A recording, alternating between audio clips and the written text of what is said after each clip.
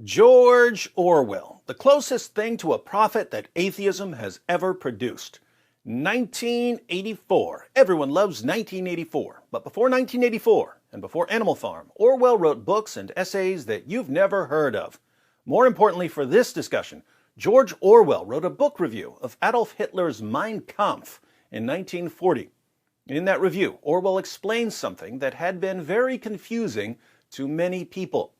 People were wondering how someone like Adolf Hitler had risen to power in a place like Germany. Germany was the land of physicists and operas. How did such an enlightened nation end up with Hitler as leader? Orwell explains by drawing attention to a peculiar fact of human nature that, for some reason, most people still overlook. What's interesting is that this overlooked fact about human nature can help us understand the problems around us today. The United States of America is the most powerful, most prosperous nation the world has ever seen. And yet, as recent weeks have shown, many Americans want to burn this place to the ground. Why is that? I'll let Orwell answer. Now, the last paragraph of his book review is the paragraph I want to focus on, but the review isn't very long, and the rest of it contains some other interesting points, so I think we'll just read the entire thing. It's a little over 2 pages. It is a sign of the speed at which events are moving that Hearst and Blackett's unexpurgated edition of Mein Kampf, published only a year ago, is edited from a pro-Hitler angle. Hearst and Blackett was a British publishing company that put out the unexpurgated edition of Mein Kampf, the edition that didn't cut out the racist or otherwise offensive parts. The obvious intention of the translator's preface and notes is to tone down the book's ferocity and present Hitler in as kindly a light as possible. For at that date, Hitler was still respectable. He had crushed the German labor movement, and for that, the property-owning classes were willing to forgive him almost anything. Both left and right concurred in the very shallow notion that National Socialism was merely a version of conservatism. Again, this review by Orwell was written in 1940. World War II began in September of 1939. Before that, Hitler was still respectable, even in Great Britain. So much so that the British edition of Mein Kampf was meant to cast Hitler in a favorable light. So here's George Orwell after the outbreak of World War II saying, "Isn't it interesting that just a year ago, people in Great Britain were defending this guy?" Then suddenly it turned out that Hitler was not respectable after all. Understatement of the 20th century. As one result of this, Hearst and Blackett's edition was reissued in a new jacket explaining that all profits would be devoted to the Red Cross. That was their penance. Nevertheless, simply on the internal evidence of Mein Kampf, it is difficult to believe that any real change has taken place in Hitler's aims and opinions. So, Hitler didn't change at all. How did we go from defending him to despising him? When one compares his utterances of a year or so ago with those made 15 years earlier, a thing that strikes one is the rigidity of his mind, the way in which his worldview doesn't develop. It is the fixed vision of a monomaniac and not likely to be much affected by the temporary maneuvers of power politics. Probably, in Hitler's own mind, the Russo-German Pact represents no more than an alteration of timetable. The Russo-German Pact obviously was a treaty between the Russians and the Germans. They agreed on how to divide up Eastern Europe, and they agreed not to attack each other. It's normally called the Molotov-Ribbentrop Pact. In Mein Kampf, the main enemies of the Germans were said to be the Jews and the Communists. Hitler was going to fight the Russians. And yet, in 1939, Hitler made a pact with the Russians and decided to focus on Great Britain. Had Hitler changed his mind? Not at all. Orwell points out that Hitler doesn't change his mind. He simply alters his timetable. The plan laid down in Mein Kampf was to smash Russia first, with the implied intention of smashing England afterwards. Now, as it has turned out, England has got to be dealt with first because Russia was the more easily bribed of the two. But Russia's turn will come when England is out of the picture. That, no doubt, is how Hitler sees it. Whether it will turn out that way is, of course, a different question. Orwell is so confident that Hitler doesn't change his mind that he announces in 1940, while there's a non-aggression pact between the Russians and the Germans, that Hitler is going to attack the Russians. On June 22, 1941, Germany invades the Soviet Union. The goal was to provide living space for the German people, exactly as Hitler had said many years earlier in Mein Kampf. The good thing about evil people who don't change is that even if they're difficult to reason with, at least they're predictable. Suppose that Hitler's program could be put into effect. What he envisages 100 years hence is a continuous state of 250 million Germans with plenty of living room, i.e. stretching to Afghanistan or thereabouts, a horrible, brainless empire in which, essentially, nothing ever happens except the training of young men for war and the endless breeding of fresh cannon fodder.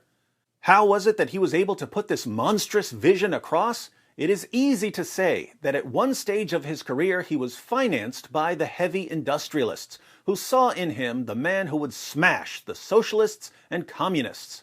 They would not have backed him, however, if he had not talked a great movement into existence already. Again, the situation in Germany, with its 7 million unemployed, was obviously favorable for demagogues. But Hitler could not have succeeded against his many rivals if it had not been for the attraction of his own personality, which one can feel even in the clumsy writing of Mein Kampf, and which is no doubt overwhelming when one hears his speeches. Now, if you read an online version of this book review, here is where you'll see a ... The next two sentences are removed because they're too embarrassing for Orwell's fans. But if anyone should be opposed to removing a bit of history, it should be the fans of the man who wrote 1984. If you're not familiar with 1984, the main character, Winston Smith, works at the Ministry of Truth, where his job is to rewrite history to bring it in line with the government's latest propaganda. But we'll read the unexpurgated version of Orwell's review. See, we learned a new word, and then we used the word. Orwell declares, "I should like to put it on record that I have never been able to dislike Hitler." Oh my goodness. Ever since he came to power, till then, like nearly everyone, I had been deceived into thinking that he did not matter. I have reflected that I would certainly kill him if I could get within reach of him, but that I could feel no personal animosity. To be fair, we know things about Hitler that Orwell didn't know at the time. But it's pretty interesting that a literary genius who had an amazing knack for understanding how governments control and manipulate people could say that he just couldn't bring himself to dislike one of the worst people in history. Why is that? It's about to get creepier. The fact is that there is something deeply appealing about him. One feels it again when one sees his photographs, and I recommend especially the photograph at the beginning of Hearst and Blackett's edition, which shows Hitler in his early brown shirt days. This is the picture Orwell is referring to. This is the 1939 edition of Mein Kampf, where the editors tried to portray Hitler as favorably as possible. It is a pathetic, dog-like face, the face of a man suffering under intolerable wrongs. In a rather more manly way, it reproduces the expression of innumerable pictures of Christ crucified, and there is little doubt that that is how Hitler sees himself. The initial personal cause of his grievance against the universe can only be guessed at, but at any rate, the grievance is there. He is the martyr, the victim, Prometheus chained to the rock, the self-sacrificing hero who fights single-handed against impossible odds. If he were killing a mouse, he would know how to make it seem like a dragon. One feels, as with Napoleon, that he is fighting against destiny, that he can't win, and yet that he somehow deserves to. The attraction of such a pose is, of course, enormous. Half the films that one sees turn upon some such theme.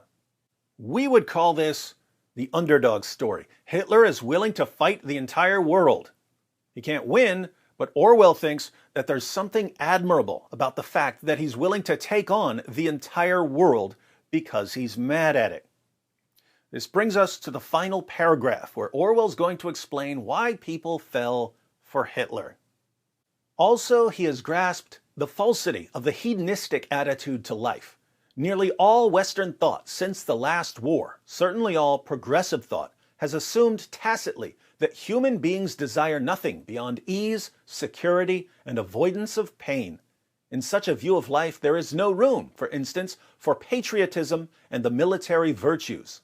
The socialist who finds his children playing with soldiers is usually upset, but he is never able to think of a substitute for the tin soldiers. Tin pacifists somehow won't do. Hitler, because in his own joyless mind he feels it with exceptional strength, knows that human beings don't only want comfort, safety, short working hours, hygiene, birth control, and, in general, common sense. They also, at least intermittently, want struggle and self-sacrifice, not to mention drums, flags, and loyalty parades.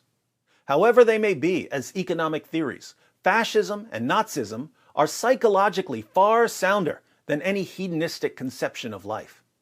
The same is probably true of Stalin's militarized version of socialism. All three of the great dictators have enhanced their power by imposing intolerable burdens on their peoples, whereas socialism, and even capitalism in a more grudging way, have said to people, "I offer you a good time." Hitler has said to them, "I offer you struggle, danger, and death." And as a result, a whole nation flings itself at his feet. Perhaps later on they will get sick of it and change their minds, as at the end of the last war. After a few years of slaughter and starvation, greatest happiness of the greatest number is a good slogan. But at this moment, better an end with horror than a horror without end is a winner. Now that we are fighting against the man who coined it, we ought not to underrate its emotional appeal. Think about a few of these points.